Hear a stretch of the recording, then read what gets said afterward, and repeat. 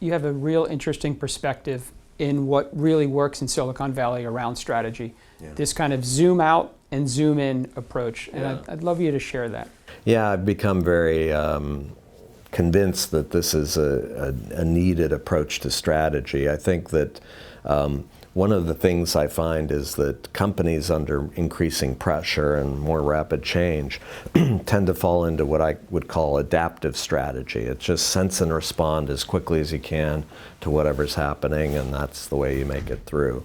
And my experience is actually those companies end up spreading themselves way too thinly across a lot of incremental stuff that's not having much impact, because they're just reacting, and there's so much going on. If you just react to everything, it's going to be challenging at best.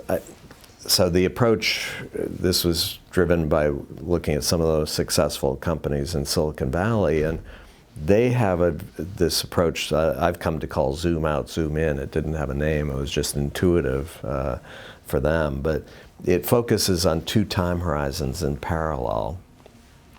One time horizon is 10 to 20 years, and so it forces looking ahead and asking, what's our relevant market or industry going to look like 10 to 20 years from now? Right. And then what are the implications for the kind of company or business we need to be 10 to 20 years from now? That's the zoom out piece. Zoom in, very different. It's 6 to 12 months. And on that horizon, the questions are, what are the 2 or 3 initiatives we could pursue, no more, 2 or 3, in the next 6 to 12 months that would have the greatest impact in accelerating our movement towards that longer term opportunity? And then do we have a critical mass of resources against those 2 or 3 initiatives? And then how would we measure performance?